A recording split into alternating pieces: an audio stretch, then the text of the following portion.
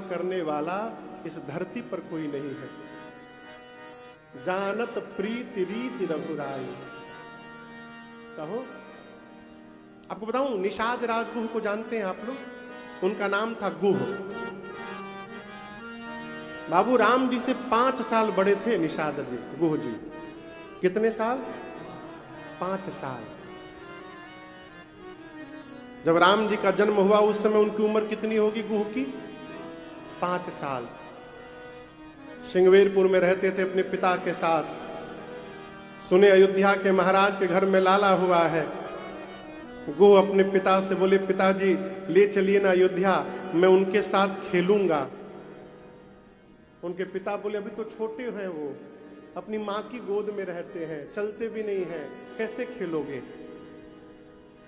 और गुह के मन में तभी से था कि वो मेरे मित्र हैं, मैं उनके साथ खेलूंगा। राम जी जब पढ़कर आए ना गुरुकुल से, उस समय राम जी की उम्र 12 वर्ष की थी। 12 वर्ष में ही राम जी ने वेद पुराण सब कंठस्थ कर लिया है। तो जब चारों भाई गुरुकुल से पढ़ करके आए तो उत्सव शोभा यात्रा निकाली गई कि पढ़ करके बच्चे आ रहे हैं गुरुकुल से तो उनका स्वागत किया जाएगा, शोभा यात्रा रहेगी। पूरी अयोध्या सजाई गई। सूचना चारों तरफ फैल गई कि चारों राजकुमार पढ़ करके आ रहे हैं। अयोध्या सजी, शोभा यात्रा झांक के निकलेगी। तो राम जी की उम्र 12 वर्ष की थी, तो गुह की कितनी होगी? 17 वर्ष की। गुह के मन में हो गया कि मैं भी जाऊंगा उस यात्रा में उनको देखने के लिए, अपने सखा को। तो खाली हाथ जाऊंगा तो अच्छा तो लगेगा नहीं, तो वो राम जी के लिए उपहार बनाए। क्या बनाए? अब वो गुह कोल भील, उनके पास अर्थ है नहीं, उपहार क्या बनाएंगे? तो बांस से एक तरकस बनाए जिसमें बाण रखा जाता है, बांस का तरकस, और 4-5 बाण बनाए मारने वाले, और एक सुंदर बांस की डलिया को रंगों से रंग कर उसी में ये तरकस और बाण रख करके और सिर पर लाद करके और जाकर जहां से शोभा यात्रा निकलनी उस भीड़ में खड़े हो गए। गुह खड़े हैं ऐसे लेके डलिया। राम जी चारों भाई पढ़ करके यात्रा चली है, विशाल शोभा यात्रा। हजारों लोग वाद्य बजा रहे हैं, गीत गा रहे, हाथी घोड़े झूम रहे हैं, लोग पुष्प की वर्षा कर रहे हैं, भीड़ है, सुरक्षा गण खड़े हैं। रथ जब आया तो ये गुह अपना उपहार देने के लिए आगे बढ़े। भीड़ को काट कर आगे बढ़े तो वहां पर जो सिपाही थे लगे इन पर लाठी मार चलाने। भाई कहीं कुछ घटना ना घट जाए, इनको मारने लगे सब। उसमें भी आगे बढ़ते रहे। रघुनाथ जी की दृष्टि पड़ गई हो। राम जी बोले, कोई उसमें मारेगा नहीं, उससे मेरे पास लाया जाए।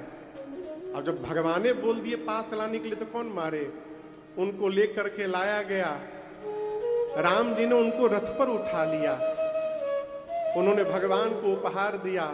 राम जी अपना तुरंत सोने का तरकस उठा के रख दिए और उनका बांस का तरकस अपने कंधे पर लगा लिए। अब दशरथ जी महाराज समझ में ना आवे कि ये बालक कौन है, तो दशरथ जी पूछे, रामभद्र ये हैं कौन? राम जी बोले, पिताश्री ये मेरे सखा हैं, ये मेरे मित्र हैं। और जबकि पहली बार मिलन हुआ है। बोले, प्रभु मेरे सखा है ये। और आपको बताऊं, राम जी के बगल में दाहिनी ओर लक्ष्मण जी बैठे हैं, बाईं ओर भरत जी बैठे हैं, और भरत जी के बगल में बाईं ओर शत्रुघ्न लाल जी बैठे हैं। राम जी ने भरत जी को तनी घसका करके और अपने बगल में गुह को बिठा लिया रथ के ऊपर। लोग हैरान कि इस बालक को तो पहली बार हम लोगों ने देखा। राम जी यही बोले, तुम मेरे सखा हो। उसको गले लगाए हुए हैं निषाद राजगुह को। दशरथ जी सोचे कि लगता है राम जी जब गुरुकुल में होंगे तो वन में घूमते होंगे तो इनसे मित्रता हो गई होगी। तो वहीं पर दशरथ जी ने कहा कि राम, आपके विद्या अध्ययन पूर्ण करके आने की खुशी में मैंने बहुत खैरात बांटे हैं, बहुत दान दिए हैं। मैं आपके मित्र को भी कुछ भेंट करना चाहता हूं। राम जी बोले अवश्य पिताश्री। वहीं पर श्री दशरथ जी महाराज ने उस गुह को श्रृंगवेरपुर का राजा घोषित करके उनका राज्याभिषेक कर दिया और निषाद राज गुह बना दिया। वो दशरथ जी ने उनका राज तिलक किया था। ये भगवान का प्रेम है। बिना राम की शरण में आए विश्राम नहीं प्राप्त होगा।